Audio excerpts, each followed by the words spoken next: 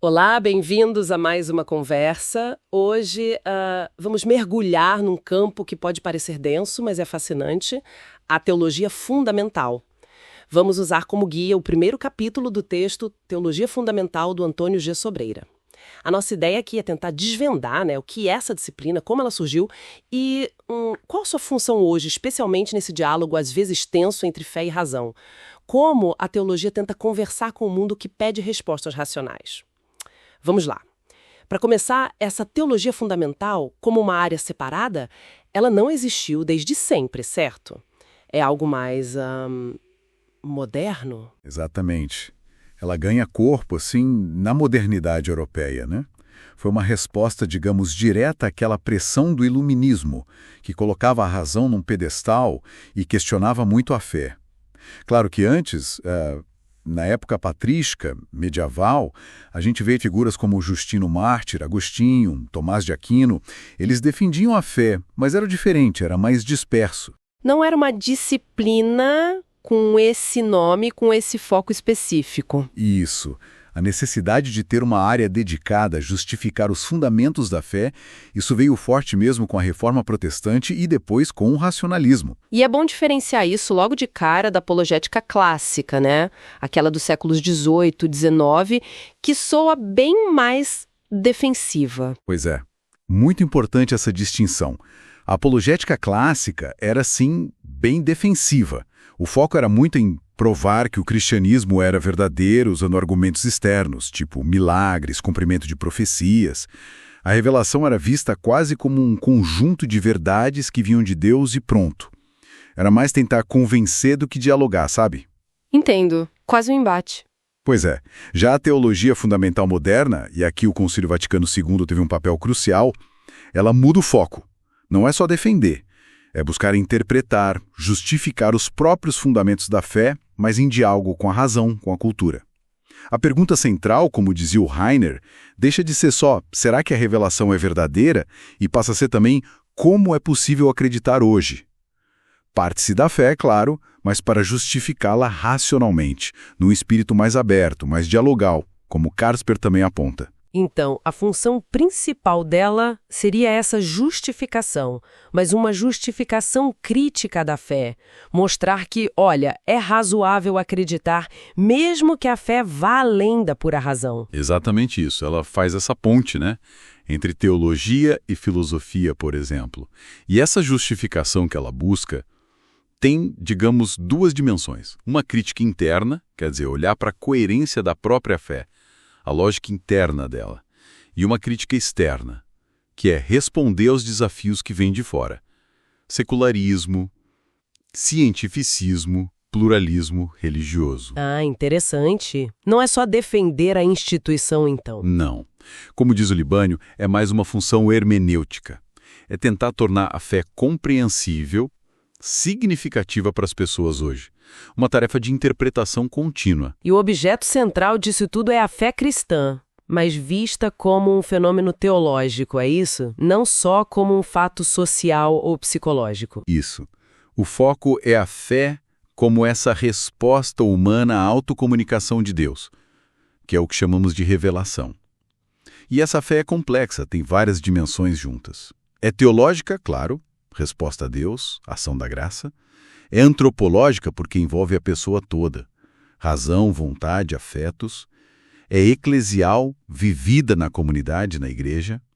E tem uma lógica própria, é epistemológica, um modo de conhecer que transcende a razão pura. Faz sentido. E tem aquela distinção, né, que os teólogos fazem entre a fides qua, que é o ato de crer, a dinâmica da fé em si, e a fides quae, que é o conteúdo, aquilo em que se crê.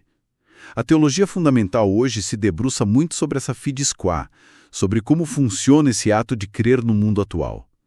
Embora as duas coisas, claro, sejam inseparáveis.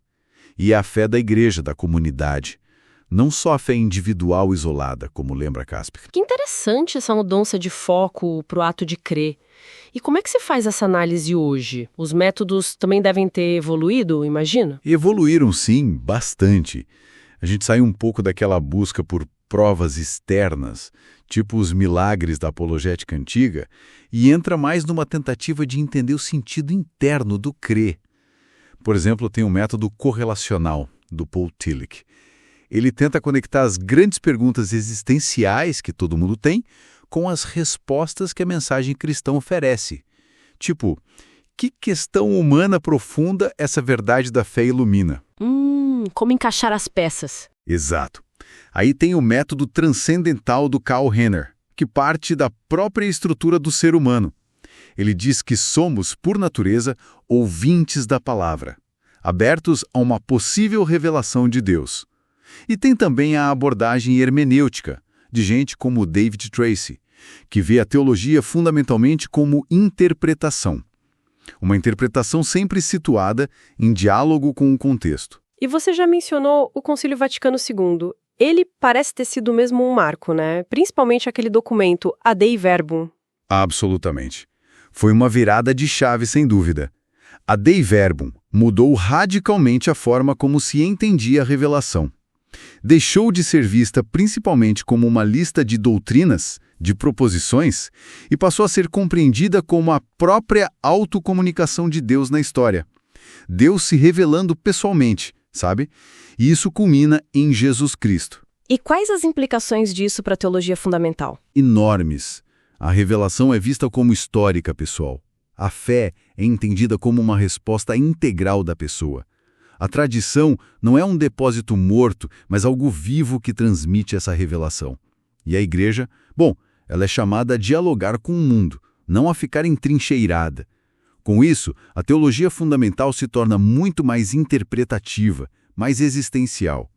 O Casper tem uma frase boa para isso.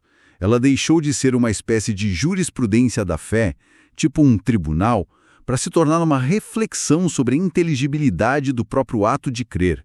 Entendi. E ela não fica isolada, né? Imagino que dialogue com outras áreas do saber. E essencial, ela precisa conversar com a filosofia, claro, para refinar conceitos, discutir sobre verdade, sentido, com as ciências humanas e naturais também, respeitando a autonomia de cada área, mas buscando respostas complementares sobre a origem e o sentido da vida. E, obviamente, dialoga intensamente com as outras áreas da própria teologia, a exegese bíblica, a dogmática, a teologia pastoral. Ela oferece a essas áreas uma base crítica, um fundamento refletido. É uma mediadora entre a fé e a cultura, como o Libânio também coloca. Ótimo. Então, para a gente amarrar as ideias, a teologia fundamental surgiu dessa necessidade de diálogo com a modernidade, certo? Ela evoluiu de uma postura mais defensiva da apologética para uma abordagem mais interpretativa, hermenêutica, foi impulsionada por novos métodos teológicos e, fundamentalmente, pelo Vaticano II. E o objetivo dela é esse, justificar criticamente a fé cristã, mostrando sua razoabilidade e buscando torná-la compreensível e significativa hoje, sempre em conversa com a razão e a cultura. Perfeito, é isso aí. E, olha, isso talvez nos deixe com uma questão interessante para pensar, né? Se a teologia fundamental tem essa tarefa de justificar a fé em diálogo constante com a razão e a cultura do nosso tempo, o que acontece quando esses próprios fundamentos da razão e da cultura parecem estar em fluxo constante, talvez até em crise? Como é que essa disciplina pode continuar seu trabalho diante um interlocutor, a cultura, a razão, que está ele mesmo se redefinindo o tempo todo?